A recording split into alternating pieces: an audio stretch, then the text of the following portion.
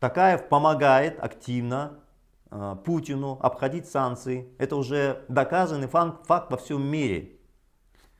Гоняются товары из Китая незарегистрированные. Через Казахстан проводится реэкспорт тех товаров двойного назначения, технологии, которая позволяет ракетам летать, бомбить Украину. Электронику и все прочее. Это все делает Такаев. Это действительно задний двор, или как мы раньше говорили, задняя дверь России. Вот что такое Казахстан. Все равно санкции к нам придут, какие бы люди ни приезжали, Макрон, еще кто-то, санкции придут неизбежно в Казахстан. Потому что вчера, вот, например, вышла резолюция Европейского парламента. Там четко было написано, что эти страны, там Казахстан в этом списке, Кыргызстан, вы должны понимать, что это мы провели огромную работу, чтобы эта резолюция именно вышла в таком формате. Иначе Казахстан, Кыргызстан никто бы не заметил. Санкции придут. Резолюция вышла, шаг за шагом. Кто бы туда ни приезжал, они будут вынуждены санкции принять, потому что Казахстан действительно задний двор, задняя дверь Путина, помогает обходить санкции. Рост экономики российской происходит благодаря этому. И поэтому продолжается война и гибнут тысячи людей. А это в любом случае западный мир вынужден будет приостановить. И все те, кто помогает персонально, как государство, они попадут под санкции. Мы говорим, что под санкции должен попасть Такаев, Кулебаев и там еще ряд лиц. Персональные санкции. Заблокировать их личные счета, заблокировать их активы. И все люди, которые будут им помогать, министры и так далее, тоже автоматически попадут под санкции. Вот что мы сейчас двигаем. И вот вчера вышла резолюция Европейского парламента, четко было описано, это обращение в том числе Еврокомиссии к правительству, которое должно среагировать и разработать ряд мер, а меры простые, персональные санкции против Такаева и узкой группы, тех, кто помогает Путину. И вот смотрите, помимо всего этого, они договариваются, что через территорию Казахстана газовая инфраструктура будет использована для поставок российского газа в Китай, в Узбекистан. На самом деле Узбекистану там зачем покупать, черт знает откуда, с Ямала через там, тысячи километров тащить российский газ, когда под боком Туркмения. Зачем? Это очевидно маневр, якобы тройственный союз с Узбекистаном, якобы узбеки покупают российский газ, а он им не нужен. На самом деле это маневр, чтобы этот газ пошел по трубопроводу Туркмения, Узбекистан, Казахстан в сторону Китая. Там есть сейчас свободные мощности, свободная труба на 15 миллиардов кубов газа, и эту еще трубу они хотят расширить. Вот что происходит сейчас, чтобы вы понимали. То есть этот человек, Такаев, откровенно сливает нашу страну. Он прямо говорит, что мы были частью Российской империи, и Россия там должна присутствовать и так далее. Вот это она реальность. Маршруты различные организовываются. Все для того, чтобы помочь Путину удержать власть. Промышленные активы уходят, аэропорты сливаются Путину. Это президент, который не просто дал команду расстрелять мирных граждан в январе 2022 года. Он не просто убийца, это не просто человек, который давал поручение тысячи людей пытать. Это человек, предатель наших национальных интересов. Он сливает наш суверенитет. Именно поэтому этот режим не должен быть у власти. Мы их должны отстранить и наказать. Ну вот еще что. Теперь смотрите, мы понимаем, что при Такаеве никаких изменений нет. Я опубликовал цифры инфляции, уровень заработной платы, все прочее. Идет только стремительное ухудшение. Только ухудшение. Репрессии. Ну посмотрите, что этот режим делает. Марат Джаламбаев, известный чемпион, многократный, зарегистрированный в книге рекордов Гиннесса, его рекорды еще никто в мире пока не повторил. И вот этого человека сажают по обвинениям, что якобы он финансировал члена экстремистской организации, участника, там у них член оргкомитета была Жанна Сарсенова, которая вообще близко к нам не имеет отношения. Против нее вообще не выдвигались обвинения, и следователь вместе с прокуратурой занимается фабрикацией, придумывает уголовное обвинение против Марата Джаламбаева. Понимаете? А прокуратура должна следить за законностью. То есть ему искусственно вменяет обвинение, что якобы он финансировал член, участника ДВК.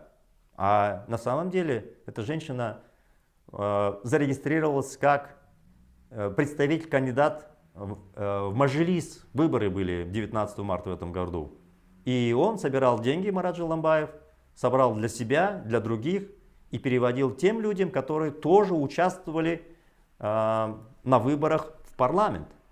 И более того, и этих людей, и в том числе Марата Желамбаева, отстранили, а миллион тенге его и других режим конфисковал. Понимаете? И теперь его обвиняют в том, что, оказывается, он финансировал члены экстремистской организации. При этом не имея никаких уголовных дел, вообще ничего. Представляете, какой наглой фабрикацией занимается правосудие в Казахстане. То есть нет у нас правосудия. Нет. Именно поэтому суд сделали закрытый над Маратом Желамбаевым. И он требует, он зашил себе рот, он требует, чтобы суд был открытым, чтобы все увидели, что на самом деле происходит. Вот. Но и самое интересное, что в том числе Марата Желамбаев вменяет, что он общался со мной по Telegram. При этом я сам лично не являюсь экстремистом или террористом. Вообще нет никакого решения суда в Казахстане, вообще в мире нет такого. Да? А при этом наша власть общается с талибанами. Более того, им оказывает помощь, поставки разных товаров, принимает на уровне членов правительства, вице-премьеры, министры. И что отвечает прокуратура, что, или там вот такая записка, да, что ну общается же и ничего такого нет. А решением Верховного суда Казахстана Талибан признан террористической организацией. И вот наша политическая верхушка общается с ними, хотя уже по закону они попадают, должны получить срок до 17 лет минимум тюрьмы. Вот представляете, да? Есть решение Верховного суда, а наше правительство общается с Талибаном, более того, оказывает еще и финансовую поддержку. А здесь Марату вменяют, что он, оказывается, разговаривал с Мухтаром Авлязовым. Со мной много кто разговаривает, включая журналисты, берут у меня интервью, из Казахстана берут. И в чем проблема? Нет никакой законодательной у них возможности привлекать людей за то, что они со мной разговаривают. Вот что происходит. То есть этот человек, я имею в виду Токаева, это по сути дела преступник, предатель национальных интересов. Нет никаких реформ, ни экономических, никаких. Никто не сможет назвать, они только единственное, что говорят, что он 5 языков знает. Начерта нам его 5 языков, если он страну просто сливает, и у нас беспредел. Но вот, уважаемые друзья, в связи с этим я хотел бы сказать следующее. Я видел сегодня заявление партии «Алга Казахстан». Они объявили, первое, что подали уведомление на проведение митинга в поддержку Марата Желамбаева из всех политических заключенных. Раз. Они объявили, что подали уведомление, что они хотят Жаңа Казахстан. Токаев же говорит, мы строим Жаңа Казахстан, мы живем в новом Казахстане, Жаңа Казахстане. Ну вот, и партия «Алга Казахстан» подала уведомление о проведении митингов за Жаңа Казахстан. Ну давайте сходу поймем, даст ли согласие Токаев на проведение митингов. Хотя он говорит, что уведомительный принцип. Ну и вот сейчас возникает интересная ситуация. Ясно, что он сейчас попадает в тупик.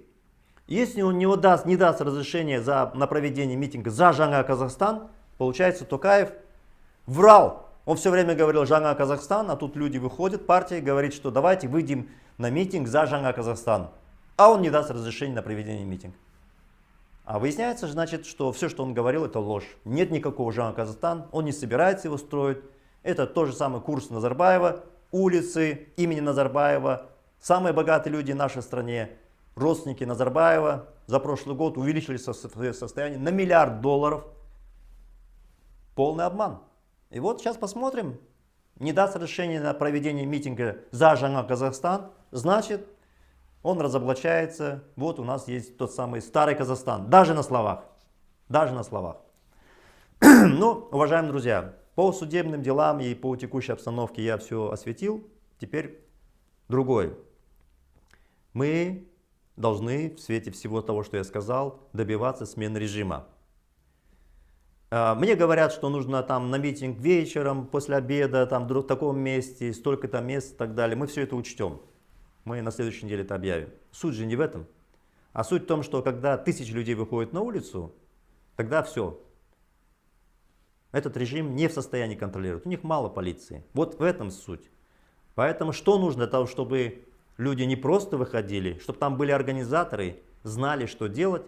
Ячейки. Ячейки, ячейки, еще раз ячейки. Сейчас у нас 507 ячеек.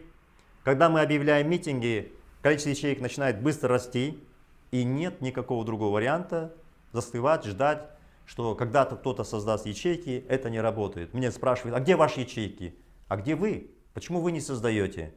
Ячеек мало, потому что вы не создаете, потому что вы ждете. Вы хотите, чтобы кто-то создал, кто-то пришел, кто-то изменил. Так это не будет работать, уважаемые друзья. Итак, мы на следующей неделе объявим дату митингов. Стратегия очень простая. Я здесь балансирую, отбиваюсь при вашей поддержке, при вашей финансовой поддержке. Второе, мы жмем там в Казахстане, шатаем, шатаем, шатаем. Больной организм. В итоге то ли печень откажет, то ли ноги перестанут двигаться и так далее. Нужно его шатать, шатать, мы его свалим.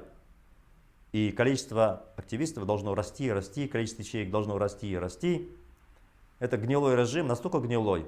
Мы сейчас по всем точкам будем давить и нащупаем слабое место, этот режим падет. Вот такой план.